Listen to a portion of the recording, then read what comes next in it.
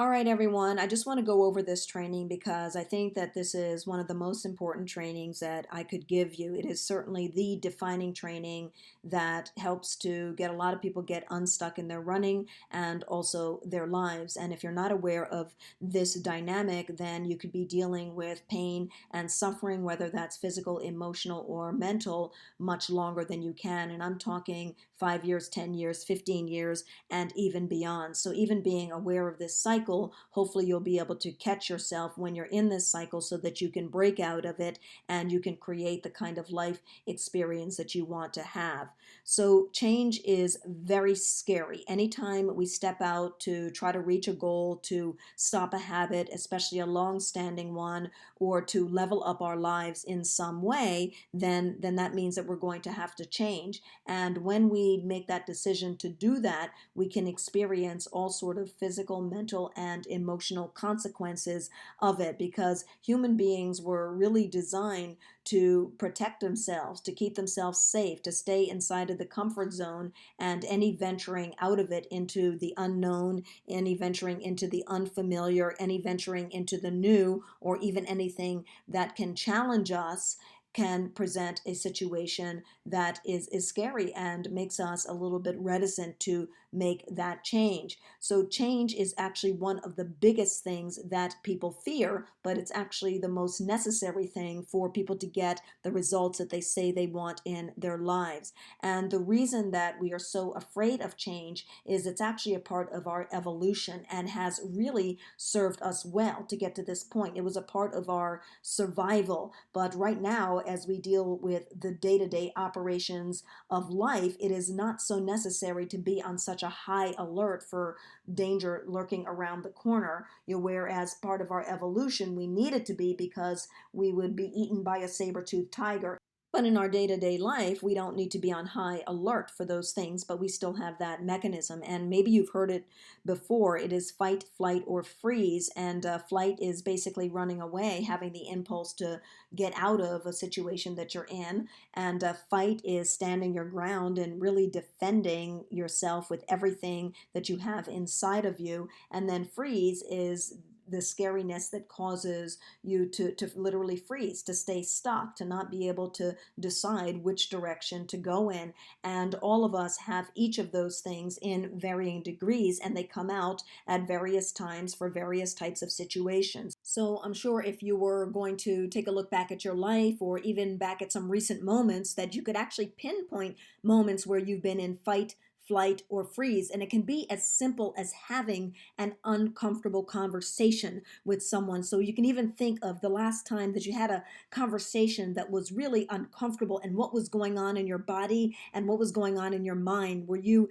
in a situation where you kind of just wanted to get out of there, where it was so uncomfortable and you were feeling this impulse to just move or to just run? Or were you in a situation where you didn't know what to do, that you were kind of at a crossroads and not sure what to think and felt kind of stuck, and that would be freeze? Or were you in a situation where it was a heated argument and you were building up with all of this anger and all of this heat and all of this rage, and you almost felt like you physically wanted to do something to the other person? So those would be representations of the fight, flight, and freeze situation in an uncomfortable conversation. Now, this isn't to say that we can't have conversations that don't stimulate those kinds of responses, because we absolutely can. The reason that those kinds of responses build up inside of us are because of our conditioning, it's because of our thoughts, it's because of our values, it's because of our beliefs. We're all products of our experiences, and it's really about rising above them or trying to create the kinds of experiences that we want in our lives in spite of what our past has given us. So the bottom line is we are security and comfort seeking beings, and anything outside of our comfort zone is viewed as a threat. And this is why most people will fight like hell to stay inside their comfort zone, even when they know that the results that they say that they want for their running, the results that they say that they want for their life, are outside of that comfort zone. They're in direct opposition to what it is that they want. Their behaviors, their thoughts, their actions, they simply don't line up because they're just too afraid to get out of that comfort zone, to take that risk and to go after their goal because the change is so scary. So they're caught in this vicious cycle of inspiration and resistance. And this may even be a familiar cycle to you where you really get inspired to make a change and you even declare that you're going to do it. And then, right at the moment where you have that opportunity to make that change, you start to feel resistance. And that's really those alarms going off that are warning you the danger is around the corner. But there really isn't any danger. There's really opportunity for your growth, opportunity for you creating the kinds of life experiences that you want. But these alarms are so loud that they keep you stuck and they push you back. And then you go back to the old patterns of living, the old ways of being, the old ways of thinking until you become restless again and get inspired. And the cycle continues over and over, and you never end up creating the experiences that you want for your life or being able to step into them fully. And this can go on for years. This can go on for decades. And you have this empty, sort of hollow feeling knowing that you haven't fully lived because you haven't taken these kinds of risks. But it is a choice. Now, before I get into how to kind of break through this pattern, I want to go into more detail around what this change cycle looks like. So here I've got the comfort zone, and it's interesting because we call it a comfort zone, but it's actually quite uncomfortable for a lot of people, and that's the reason that they're seeking change in the first place. But it's a cozy place for many to be because it is familiar to them. They're familiar with the stories that they keep telling themselves, the ones that keep them down. They're familiar with the beliefs that they have. They're familiar with the thoughts and the feelings. So it is a known, and that's what makes it a comfort zone, is the fact that it is familiar and known, even though there can be quite a bit of discontent in that comfort zone. There is some contentment with that discontent, and they will fight to hold on to it, that when they are at that moment of change, that they will give any excuse possible to not make that change, even if it is something that they are saying they want and they have wanted it for a long time and have prayed for it, and it shows up and they go straight into fear. They go back into that comfort zone because the fear of changing is greater than all of the pain and the suffering that they have been enduring for months and years. It's like they have totally forgotten about that because they've been confronted with the idea of change. And I'm hoping that this really makes sense to you, and that if you look back on your life and your experiences, what were the opportunities that you had in front of you where you allowed fear to kind of get in the way of taking advantage of those opportunities, that you went back into that comfort zone because it was on some level more comfortable than feeling the pinch of change, the temporary pinch of change. So the way that the cycle works is that you're in your comfort zone, and then there's these rumblings of discontent. And I'll say they're usually starting at a very low level where you notice that you're just not as happy as you were before. You're just not as peaceful as you were before. You're just not as content, that there's more that you can be doing with your running. There's more that you can be doing with your life. You're just not really satisfied or living up to your potential just as a human being. And it usually starts as a low rumble, but as time goes on, it increases and you begin to get increasingly unhappy, increasingly discontented. You start to become more frustrated, and it becomes harder and harder to kind of ignore it and to tolerate it or repress it. And it actually gets to a point where it is so much in your face that it's present with you all the time. It's just on your mind, and there's nothing that you can do to get away from this. And this is what we call a breaking point. And again, if you take a look back at your life or even some recent events, you might discover those breaking points for you where you have dealt with, you have hung in there with, you have tolerated, you have repressed, you have denied, you have told yourself it's not that bad, it's not that important, I don't deserve this, this is just the deck of cards I've been dealt in life. You've said all of these things to yourself, but that is no longer appeasing you. That this thing, it still continues to be in your face, and you're at that point where you're saying enough is enough. I want more for my running. I want more for my life. I deserve more. And this is really holding me back from becoming the person that I know that I can be, and I'm just not doing it anymore. So you get to this breaking point and you make the decision that you are going to change, that you're not doing another 5 years the same way that you did the last 5 years, or even another 5 months, or even another 5 days, that it stops now. You make the decision, it stops now. And I kind of liken this to getting the courage to be able to go up to the ladder of a 10-meter platform diving board and actually jumping off of it. And I don't know if any of you have actually done that, but this was something that I was very afraid to do as a teenager. I still haven't done it yet. I just haven't had the opportunities. But it's a great example for this change cycle. So you can picture someone who is kind of standing at the bottom of this diving platform, and they're watching all of these other people jump off of the platform and doing all of these different types of dives and having such a great time and really laughing and enjoying themselves. And they really get caught up in the excitement of that and the thrill of that, and they want to experience it themselves. But they also know that there's no way that they can get that experience by standing on the ground, that they've got to climb up this ladder, get to the edge of that platform, and actually jump off of it, and that nobody else can do it for them. They have to be able to do it themselves.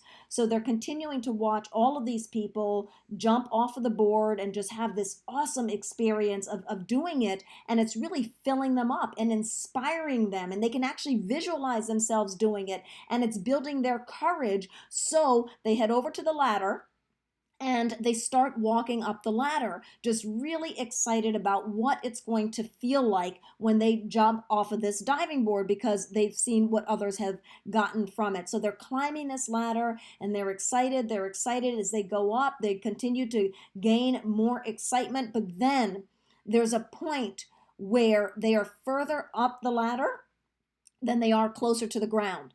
And all of a sudden, that excitement, it starts to wither a little bit. And then it starts to wither a little bit more. And then it starts to wither a little bit more. And they realize, okay, well, I'm just not as excited about doing this. They may not know why. They feel nervous, might feel anxious. All these thoughts start coming in, all of these what ifs. What if it doesn't work for me? What if I don't feel the way that these other people feel? What if something happens, starts to come into their mind, and they begin to actually forget why they wanted to do this in the first place, even though they stood on that ground for months and years watching others do it and watching them do it with envy and really wanting the experience for themselves. So as all of this is going on and they're walking up that ladder, they get to the top and they're looking down, and these thoughts, they're just continuing to magnify. The closer that they're getting to their goal, the closer that they're getting to their dream, the closer that they're getting to the point where they really just need to jump out of their comfort zone and into their new life, their new reality, their fear is at an all-time high. And it starts talking to them, giving them all of the reasons why they shouldn't do what it is that they said that they want to do. And oftentimes they're in the form of excuses. And if they let it, the fear literally talks them out of it. It makes the ground actually look better than the platform. Even though jumping is something that they've wanted to do for years, they perceive being on the ground as less anxiety producing than taking that plunge themselves, because that's what the familiar is. And it has become a part of their identity, it's become a part of who they are, and they forget why they wanted to change in the first place. And this is called change amnesia, where the fear of actually changing actually makes you forget why you wanted to change in the first place. So I'm going to say this again because it is really powerful and so important to be aware of this dynamic, that the fear or anxiety, nervousness that is around change at the point of decision making can actually cause you to forget why you wanted to change in the first place. And when this happens, people they backtrack. They're in their comfort zone, going back to the things that didn't produce results for them in the first place, that led up to exactly where they are in their running and their life. And the cycle begins again.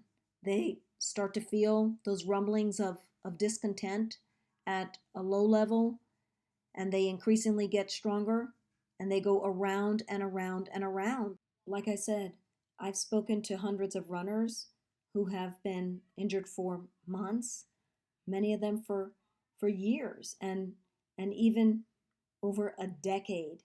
And they just go around and around and around. So how do you break through this cycle? Because that's really what this is about. And the way that you break through it is in two ways. But when you break through it is at that point, right after you make the decision, when that flag of fear raises. You recognize it for what it is, and you decide to not allow that fear to make the decision for you, because you know what it is, you know what you've been wanting for your running, you know what you've been wanting for your life, and it's on the other side of that fear, it's on the other side of that comfort zone, and you're not going to allow that fear to make you forget why you wanted your situation to change in the first place. And there are actually a couple of different ways that you can break through this cycle. The first way is that, things, they just get so bad, they get so intolerable, they become so severe that it actually forces you to change. And that's one way. The other way is that you can decide that before they get bad, before they get so severe, before they land you in a worse situation, or it's another 5, 10, 15 years, that you can make the change yourself, that you don't have to hit that rock bottom, that it doesn't have to rake you over the coals before you start moving towards your new reality. And once you decide to make this change, because honestly, your higher self, it knows what you want, and it's really leading the way. And until you make that change, it is always going to be a rumbling inside of you. And as time continues to go on, it could even become a regret that you didn't make a change sooner. So your higher self knows what you want, and that's why that rumbling is there in the first place. So it is what you're going to do about it.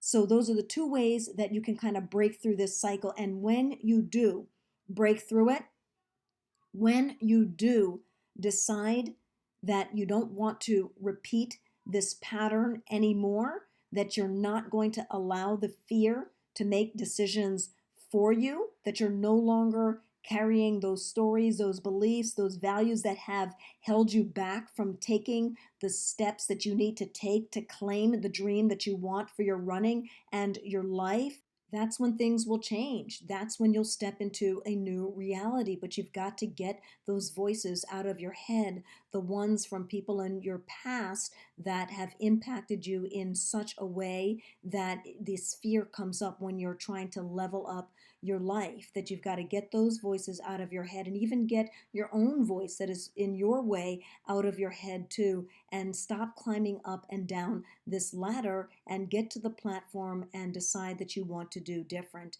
And again, it's not whether it's bad or good, it's a matter of whether it's working for you or not. And if it's working for you, then keep doing it. But if it's not working for you and you're wanting something different, that's on the other side of fear. That's on the other side of your comfort zone. So please take this training to heart, because it is the single most important training that I could ever give you, because it's not just about running, it is really about your quality of life.